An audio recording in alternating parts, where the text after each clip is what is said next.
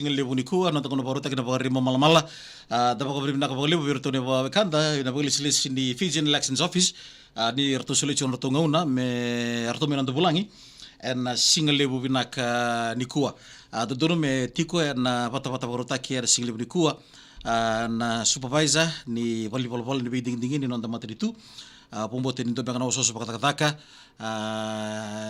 sa rme pakasukira ni single lebu ni kuwa ya dapat kabari nak ni tiko taki kenta na nonda bulangi mena mai viso mitagitiko veira na supervisor ni veinding dingi na nonda volleyball lebu ni veinding dingi sa Fijian Elections Office na single lebu ni ko kero sabi kilechu na veo kaningo baleta na benua donto mungkin na wekanda bulangi to kadi single lebu ni ko boleh ka ngana nungu kor o sana ngandri ko mananga men fo madal tiko mananga ngala weekenda na single lebu ni ko ni berni tiko buci ronda vital no Mbolo vinaka atu, vinaka vale atu. Ni mbolo vinaka na marama na turangan ke menina dhurbo na ngoni lewa. Ni varong tiko bena porkaram vinaka Kongo.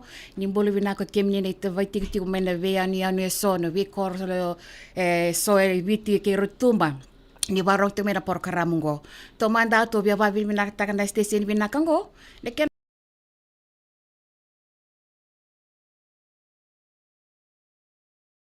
me veo se ve kem ni wambi be ver na le ni buno atu na vole usar ya binak vale atu Flori turang mbale mai wai ve kem no kanda venga ramiti ko na volleyball ni Fijian Elections Office ya ngo manager stakeholder engagement and awareness and ni pala madal tapan nung ni tutu na tapon ni takap binak vale atu na tambanan ko atu mena volleyball binting di kito reda pakatamba kindo atu na ni mami vewe kani na nito vewe kani wat kir na ni mami kiran back so back na tambanan di daka so na stakeholder engagement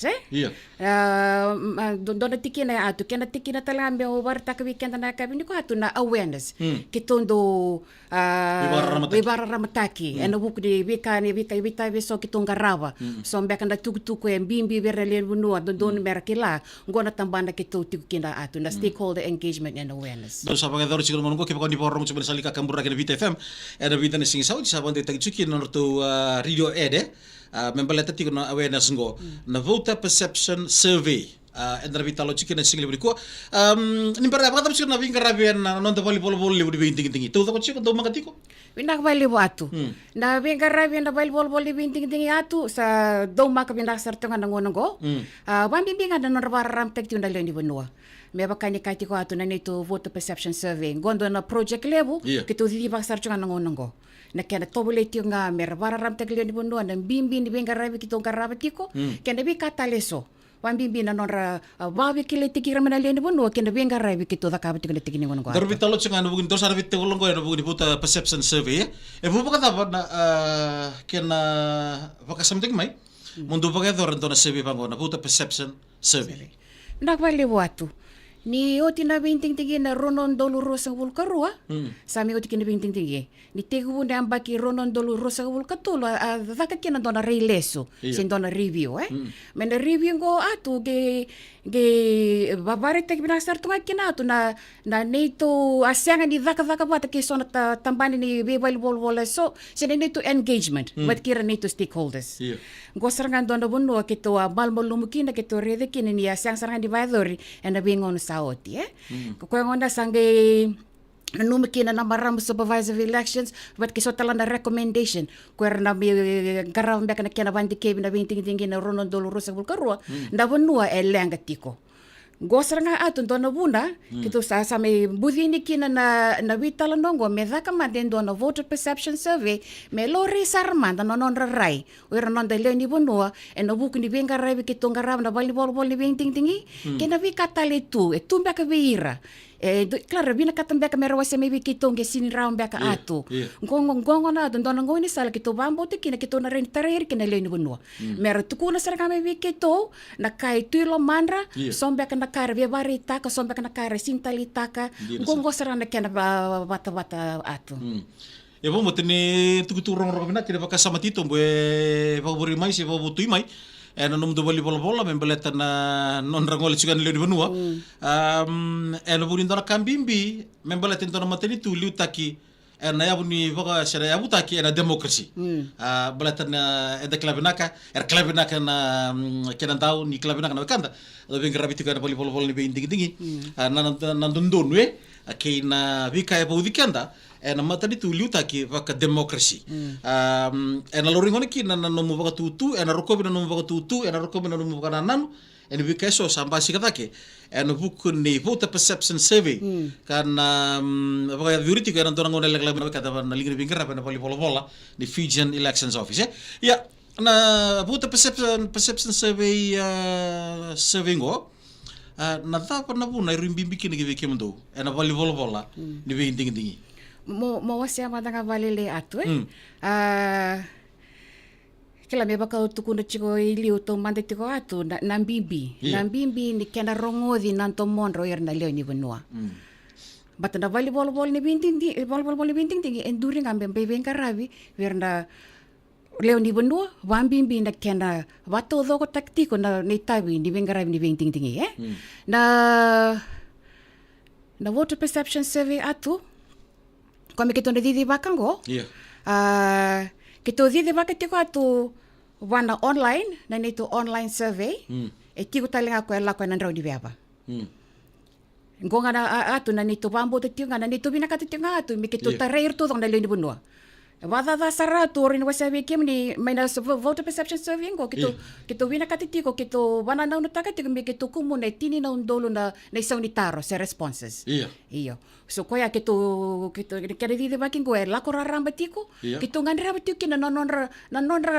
nantomora na leni buno atu mera vosa mai kala ndombe kana bi barara mataki se na bi anran ravi mbeka atu na bimbi ini nonda bakitepte kenda na binding dingi so na kwengwana na bata ngoni voter perception survey atu kito sa nui taksar tu kito sa nama kasaranga me kito tareir saranda leni buno na bi korkoro kito babi binago nato idaka tiko sono songle lewe suba right yo laksar tingango ng boss ni conference ni Lotu Weselewit Kirtuma na norto conference na Assemblies of God in Fiji ang gona bundo kito sangi daka pati kina ato betur talang nangono binako mo babi ni binaka te Kirtuna nito na bitamane songo nonros dolabo to nonra katumba atu mi kito daka bata orto na Lotu Weselewit Kirtuma Assemblies of God of Fiji orto na Fiji Muslim League area opportunity saba atu orto na Sanatam Daram Fiji oira na CSOs orto na song lalai Fiji Women's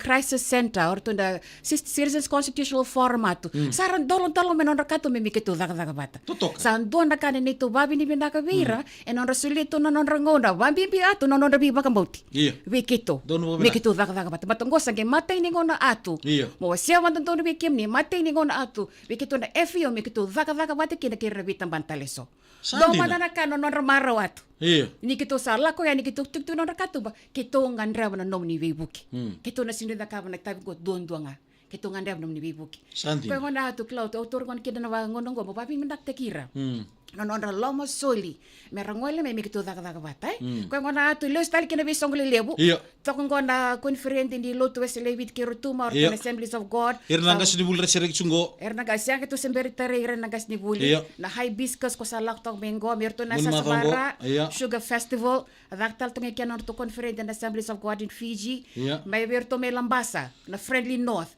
gotel nga atu na bebo no kito nandui vela ko kenikina na kena to wali nga atu mikito rongoda nanto morna leo ni buno kebal bitu doko na segnindu na vakuai na bugni survey ngo na segnindu vakuai atu batan blatang ngono atu na bibi de nito rongoda na nonran tombo nanto morna leo ni buno dono babnak kito retal nga atu irame na bianiano iyo dinasa ratok to dog suba na conference ngo dono buno dono ngoni binaka bikito mi kito tareir kina mi kito rongoda kina nanto morna bugni bika ayado na binding ni sawo tin mol molumu reida bita kina baka bola sandon kwasran ko ambaki nimbola da dona batarang ambaki nimbola da atu ambaki tin kawalu kalau dake right dona kena condition bakaya ambaki tin kawalu dake me leo talanga ni buno ibiti ngo atu kito na sintareir wala nga nondo to retok ngo kito na tareir talanga ni ko ratu me walangi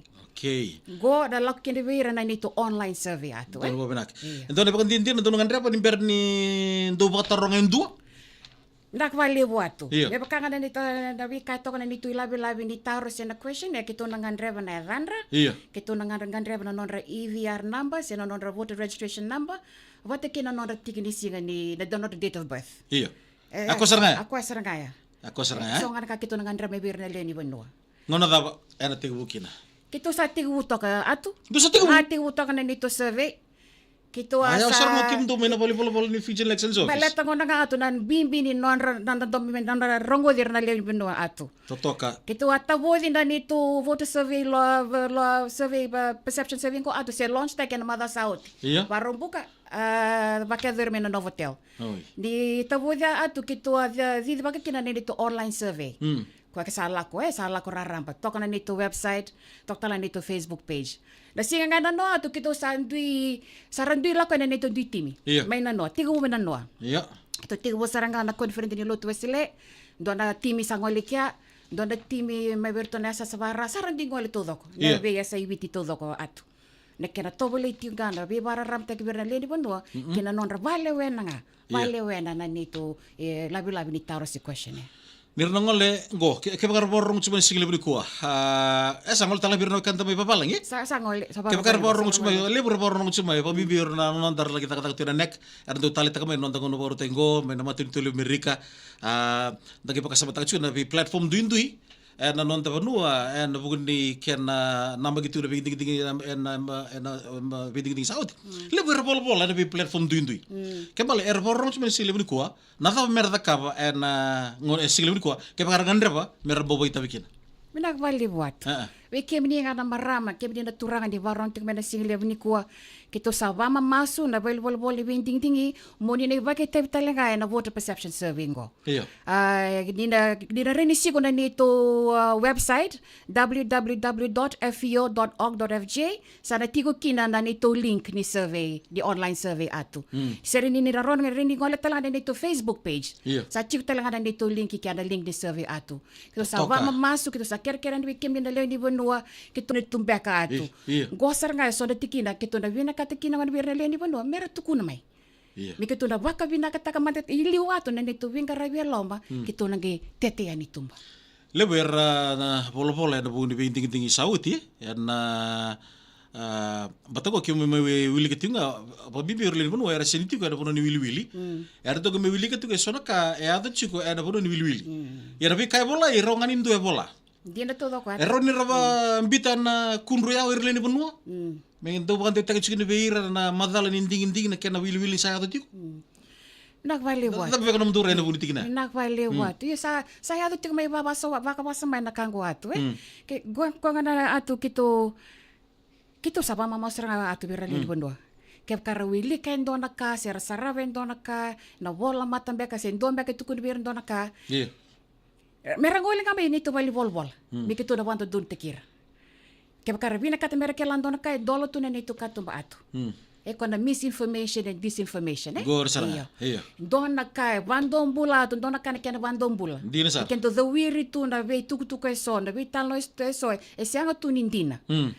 Atu na ka single ni ko o be bang getinga bira maram kiri turang rabarong tik mai endolo tu na nito bali bola.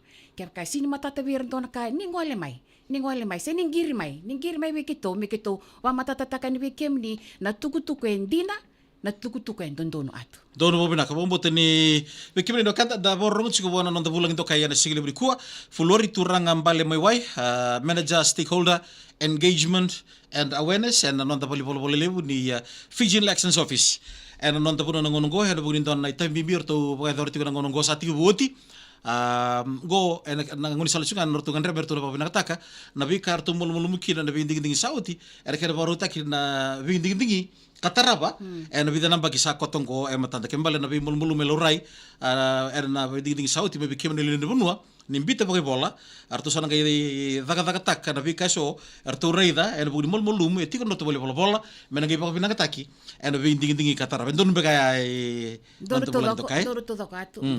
na bono ta na pakai durikina so na bono ke mendona dingitaka sa intawoni na be koro se doni tubu ndo sa ambido tiga na ngongo Nagvali watu Me baka sa kaitiko iliu atu na wisong lele ko ravador tingo Iya. Iya kito na tarair tal tingo yani kito go na buno kito na tatakin na badikirto na nito CSOs. Iya. Era didi baktal tingo na non program. Kito na gay dak batkira en kena didi bak tingo na non nito voter perception survey en non report karam. Kito na laktalan na bi korkoro. Witi ya sa sabara kito na tarair todo katu me baka ngana kau kai tiko iliwatu kito na via tarair todo ko na leo ni banu na kena rongo dinga nan to mondratu Ni sama cuma sali ka kamura ngora Vita FM na bingol keta sara tena mani lako en na pande tak chukini ken tugu tugu bimbi en bonua artono ngole chukini ken na wekanda de bole siles in Fijian Elections Office en bidana singa sa kotongo ka matandai Odena bagi tabikina or tungan wekada de bole siles ni Fijian Elections Office dona bita talaki nan dona kambani benangaraba na bata tarongo seda sevingo baka ditigir mandalo ni bonua balata sona mango usucho ngebe nungu bakasama o kimundo na bole siles dona baka ID se na baka dindina ni artongo lenjini ni na volleyball ni be dingi Nagvale watu keda na didi bagi tiko na voter perception survey kito na garava katamba kindua kito sarang di vale sanganin do taliatu kito sana didi vasrava ke kito tiko na nito timi orto na nito operations team iyo kito sa ndingi taka basang volkarua kito sa bata belidir tala basang volkarua na nito timi leo ni timi meron na didi baka na voter perception survey atong na biasa na tudok. Atong mulus talme nung taro iyo na va ID. Doon mo binak. Na va ID kede. Sarandar tingo no ID. Kaya sombek na leo ni bundua biya bata taro ni kaku ni ngude ni taro ngir non ID mbate va ID tudok tingo atu. Wera na nito timira na nito voter survey assistance atu era VSAs. Kuasa tarai bibiti tu kan. Na bingole aki. Flori au kawitsunga, no kawitsunga na bugo. Bakata ba? Kaya baka indua. Menlako lako madi bata tarutu. Ada nugu bakanan nanu ni bangkarai tugutuku. O koe bata taru ya. Bata kenda tamatsunga erroniado na bika ya, bombo na erroniado. Dabo no mitugutuku, bugo ni tikira kaya baka indua sa nakinagitiko. Men lagi bata taru ni rutu mandali rumo kasi ngani vingarabi. Sa taka ya volleyball ni Fijian Elections Office. Ya bodi bakalaw? Bodi bakalaw. Kembali tambu ya. Iya. Kembali ni rumo romada kaya baka numutu mo na lagi bata taru tumanda membali tanabi kaiso. Arto sa taka chukina na wekada ling vingarabi ya Fijian Elections Office. Sa pag ditag chukina sigli budi kuwa ni tambu ya sa ngani ndonu. Dala chungori kana raw ni bodi kuna lawa. No buku ni tikina balat sa pag ditag chukina fulore ni sigli budi kuwa. Oira kita ngole chugani era baka ID. Beke bnele ni bono ke baka ndo ngole ani segno na ID na da meta ka fulori. Dona le di bonua? Iya. Be fil tangan ni to question yang gesang non ID. Iya. Kito na tarang non tuk-tuk. Wata baka ndo le ni bonua ngole ani kala ki bangari tuk-tuk segno non ID. Baka me ngole chugani volleyball ni Fijian Elections. Tambo goreatu. Tambo. Me baka me tukuni tiko kwa ni kwa berabi tiko tambo baka lao ngoriatu tambo sara baka lao ko ngona mbimbi tiko ne kina no non dara maga tiko orto na nito timingo no non ID card ID card go atu ni na rede muri esa center talangan kina na marama na supervisor of elections me verify taga kina me confirm taga kina ni oye orto ya orto bingarabi dina na volleyball binting tingi Don bo binak. Kep ka sonde le ni bonua. Rana biang karama na mer dar la ko babo kitiko. Mera gay tukuna tiko ni dag tiko na volleyball ni binting tingi. Osa pa mama sibikem ni munikako. Kako ni takap. Ni kako ni takap. Na tuku na single ko bi bagati taki bikem ni le bonua ni ba rongo chuma na ngongo. Dora taro kerman na wekanda. Arto bibi arto na kata mana bolu ke arto na monito. Si arto na wekanda rumene te sombal balav. Se mana activity loma mana tulau orto turang ita mai kantau ker rim tu ngole mai adapa no itu kutuk ve rente kina bataw ni obo tin raba rom mai era sigle briko ke bakar man ker mai mundo ngole na vale watu kito sana din ko mana no to ker kito na reda manda vai iliu atu na bingo ni sala kito na rin vitar tar kini bat kera iya yeseni ba ko ikina raw na non raw ni sema na mon libo siang ni ba ko ikina atu ko ngona kito bambi bitatala chuna kina atu ni siang wala nga ni pepa kina na nito pepa na nito taro to kwana pepa tok talanga na mon libo na Facebook wat kina website na question ya kito dorbitan la tachingo atu Ya, bobo tanangoni sala ni kena pakai itu siapa matalo cikina, atau sangol cikina na kena boleh selesai na ngonongo lepas sangbulu. wasangul kerua Wasang bulu kerua, rapi ngolak cikana rapi koro, kena bibuno soer na bita bitu kina, bikimni na kada na roni siapa na mona liba roni ni na bibu kina, bikimni na kena tahu na mona liba, cinggur tutu bumbu, sembak ni mata tebeira na bika soer na pakai dure na mona liba, san rau talaga bikimni muni bibu kebeira. Era kena pako mai na vika so era nanuma ni rau ni batori teki na tangarabi na buni vinting katara mai na bali bola liu ni fixing elections office na vinting katara ba ke sarto ngole ni ngoni bogli sili apa sang bulu garu baka suku mini mani tuku o cha sanang kai ko mai bali bola tava sanang kai mai ko chika manda na prosesnya nagvale watu sange koto doko mai na non resoni taro sana responses kito sana nge indambi, kito sana nge wandi ke vamalo se analyze takato, kito sana nge kuta me dona independent analyst atu. Men bita watu todo ko na sonitaro. Toko mandi keri, odera boy labo takaya kimdunga. Nagvali watu. Iya. Na project ko atu, kito kalong atu kito ni kito asolbi kito na norto kito babi naktaka atu na UNDP. Norto bibu ke mai. Iya. Na project lang ko atu ortofantak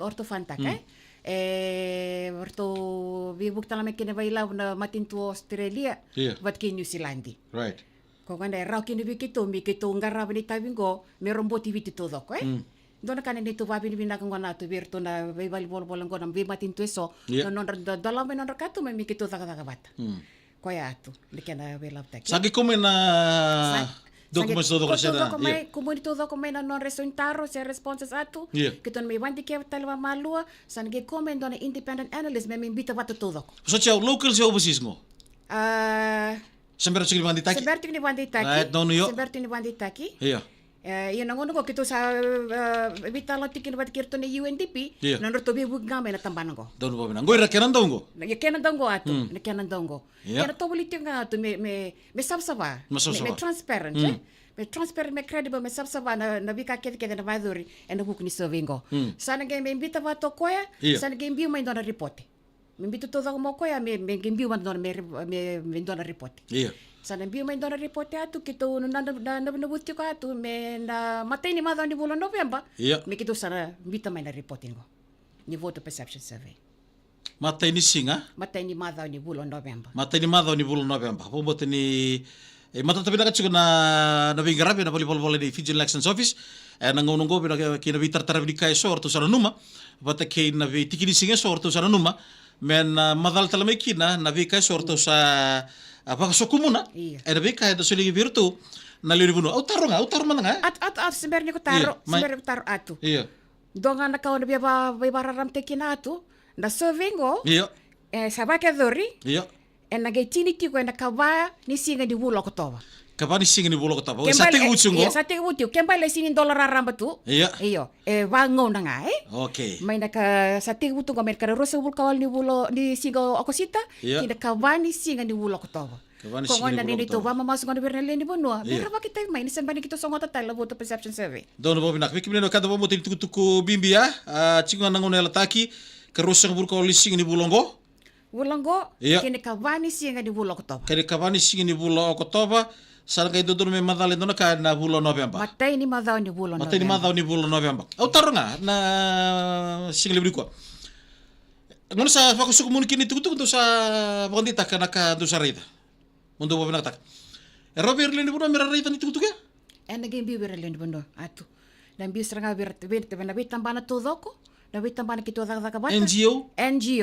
Kwera buki kito na kaya nambiwa tamay na tuk-tuk to dongo ato Nagim kito na bigyan. Kimbal sindo na kaya nabuntaki? Siya nga nindo na kaya nabuntaki ato. Au taro, oira na lagi pagitabiani. So na bango, au kyo baka na pagitabingo, au na bola na ka usindo bataki na nabugun binding-ding sauti.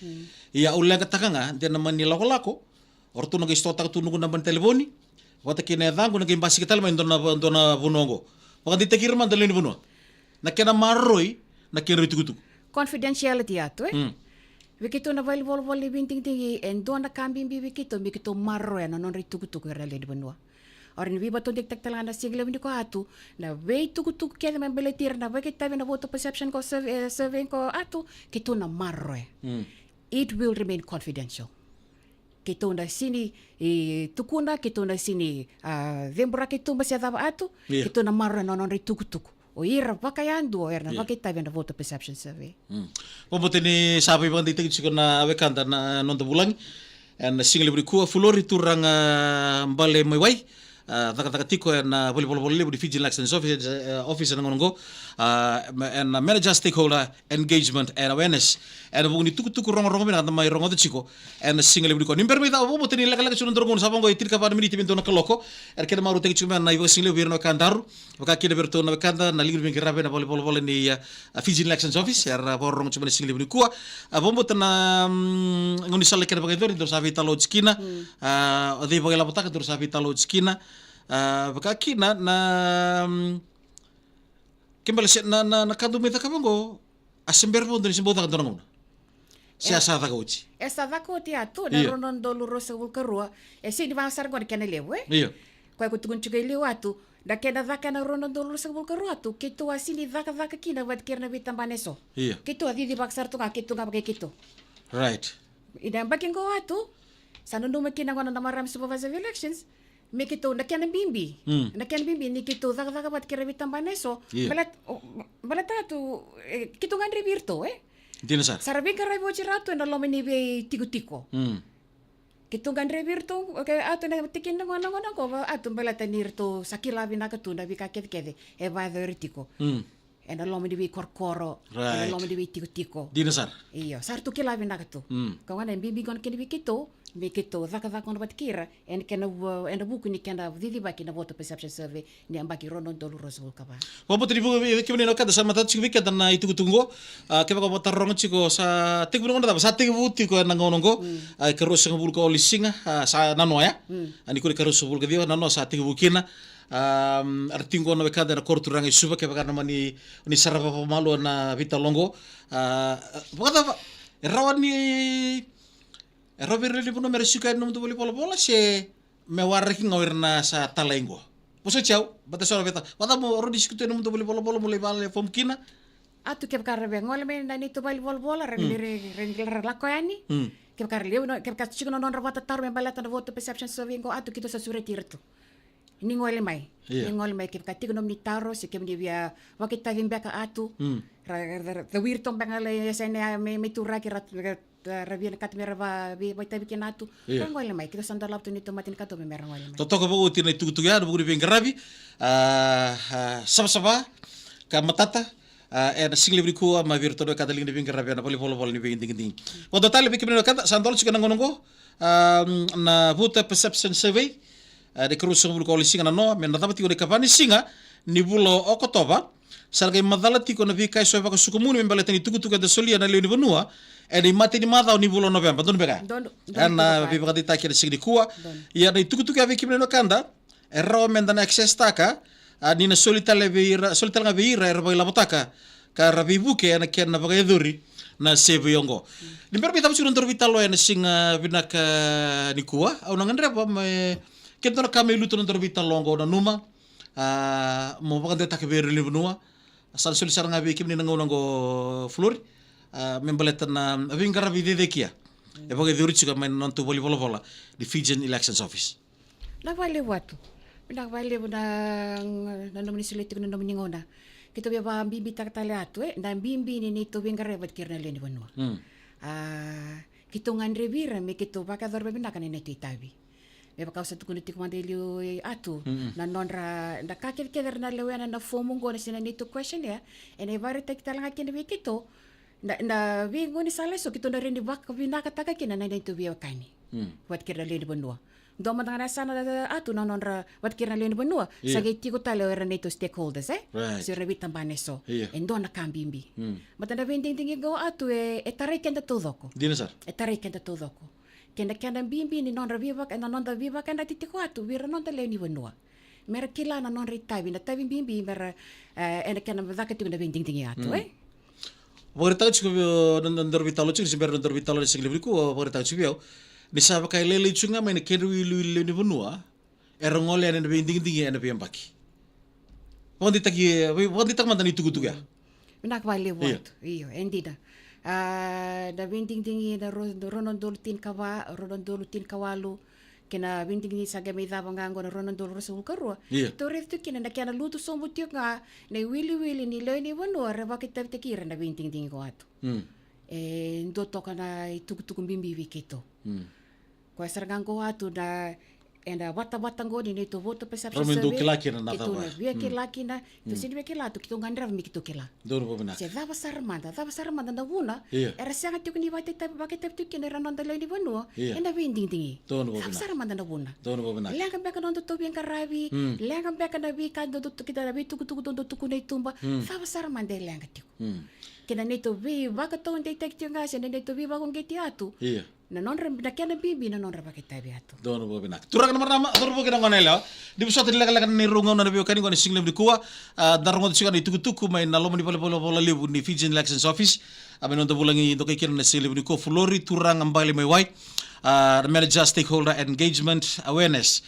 And buku di tukutuku rong binak. Kaya nabi kay sorto sa pata-pata lang bulikina, to sa anak na bulikina na kanda li ni gravi, and na pali ni binding na nonda mata ditu, and ang ngongo kembale, na binding katarapa na mulmulumu erdo se reida o vakila se ado veiko, and na binding sawati, and do mo sana sagani reida, sana do makasar no mungaravi, and na binding katarapa. Flori, and buku ni salika kambura ke BTFM, keira na bebekani, herdo siya mutumay na single bebekani kuwa, na baka binibina kali bebekani na muningaw na.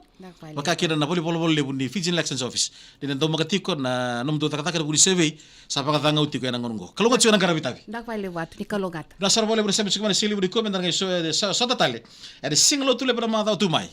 Go krumundu ke Flori turanga bale mai wai.